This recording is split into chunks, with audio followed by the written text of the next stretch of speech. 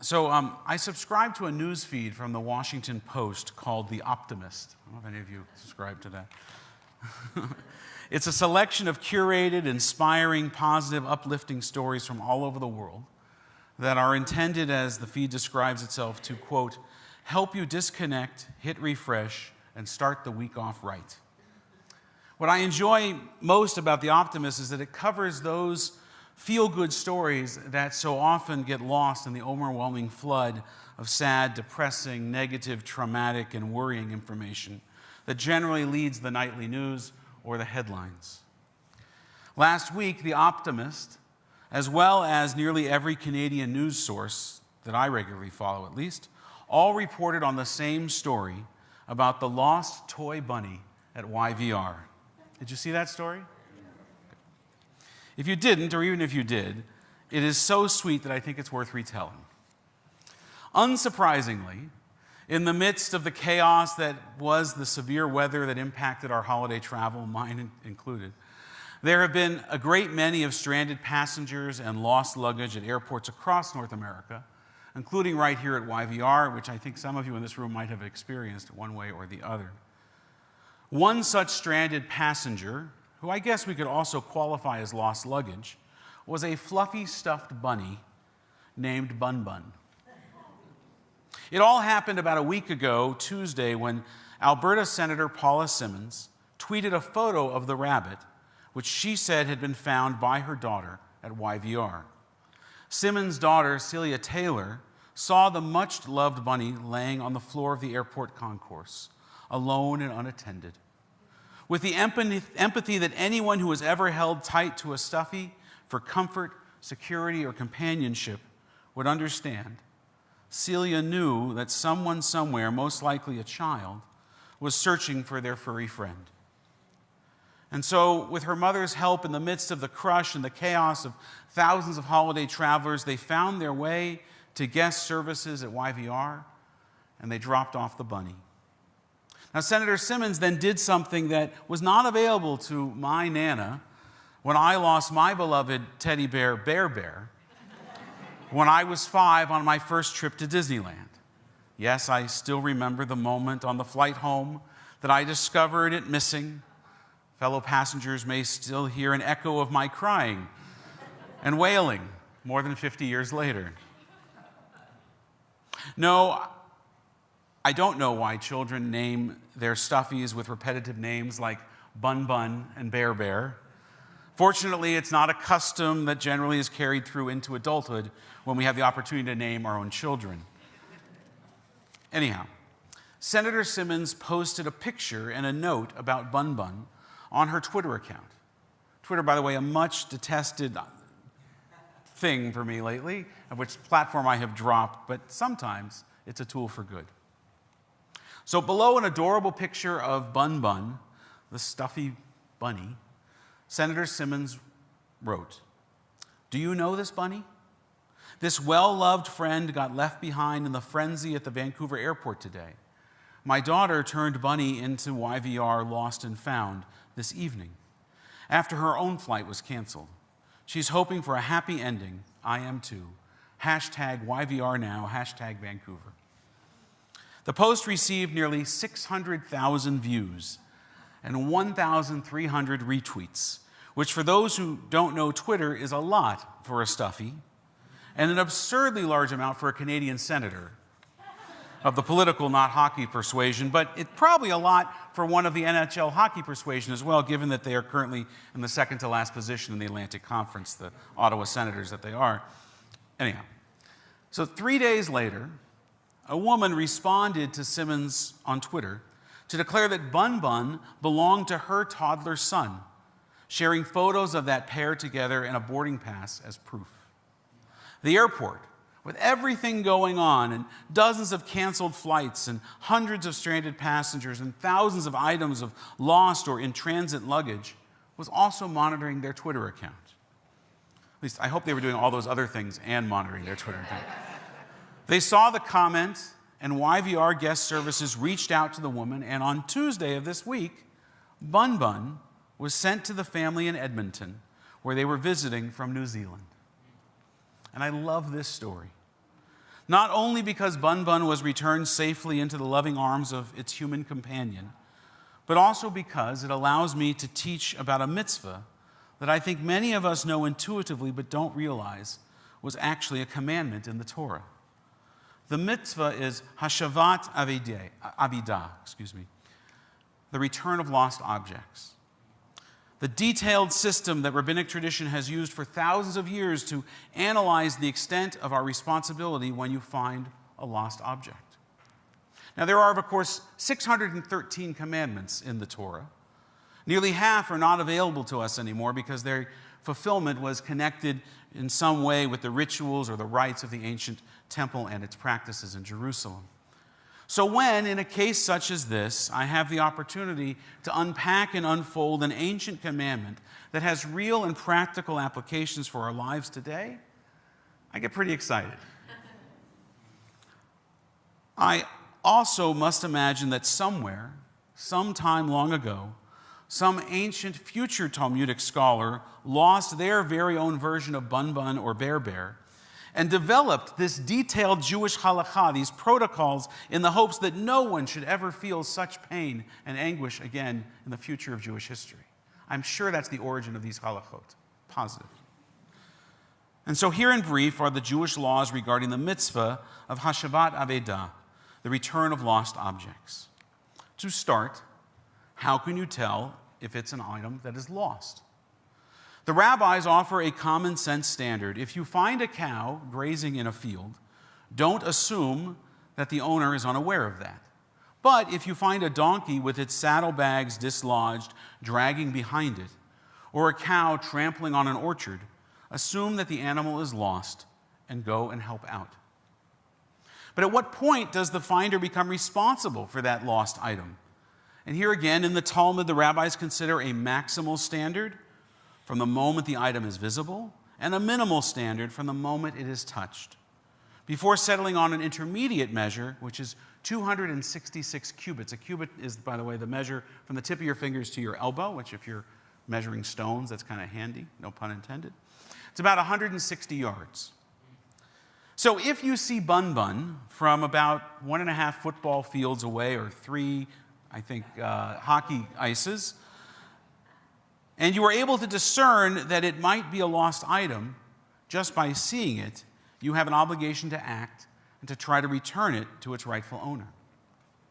But how far must the finder travel to return another person's property? Remember, they didn't have the option of phoning the owner or shipping the item COD back then.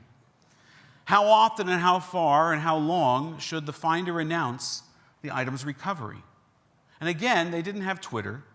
So this too is not so simple as just sending a text. And how detailed should the description be? And these questions and many, many more are addressed in dozens of pages in the tractate Baba Metzia of the Talmud. Pages and pages of writing and thinking and arguing are dedicated to the question of how to get BunBun back to its owner. The rabbis considered also the psychological aspect of the return of a lost property, such as the point at which an owner can be assumed to have given up hope of recovery. The crucial factor is the presence or the absence of markings, simanim.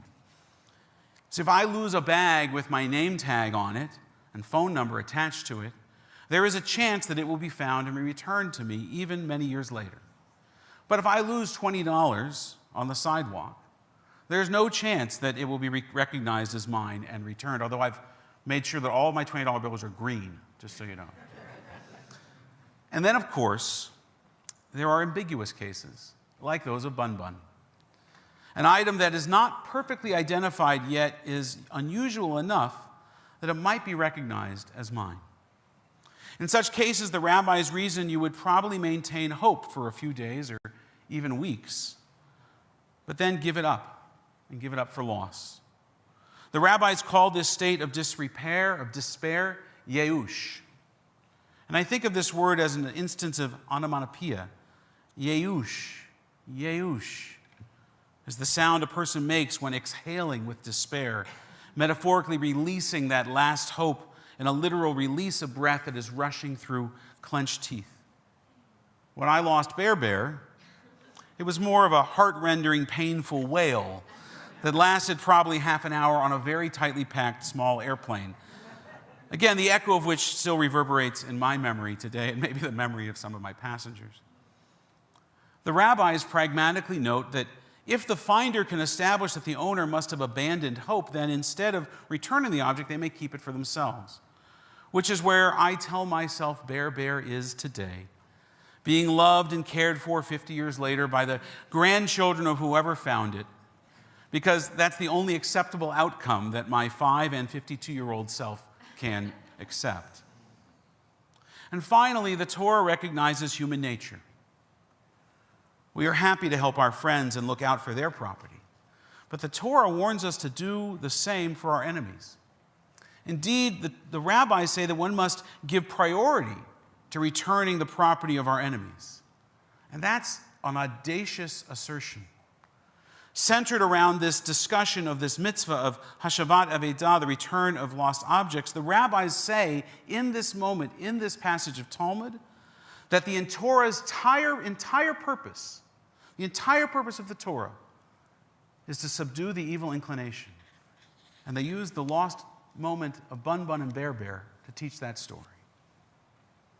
I like to think that they were concerned not only with taming the petty instincts of a person who finds lost property, but also with restoring good relations between people who have been enemies and creating good relations among strangers who might otherwise have never met or spoken a word to each other.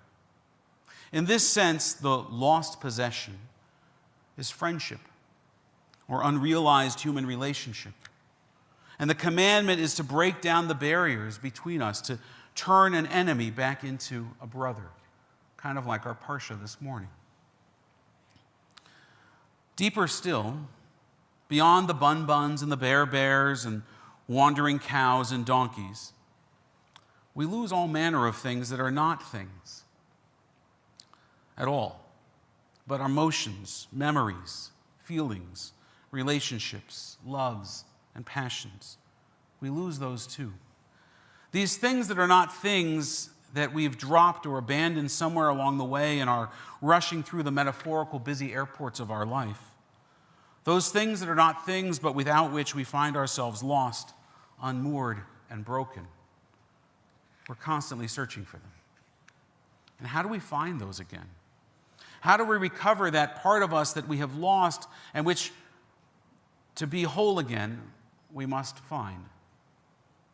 Rabbi Nachman of Bratslav, who lived in the end of the 1700s and who was a grandson of the Baal Shem Tov, the founder of Hasidism, taught concerning this mitzvah of returning lost objects the following.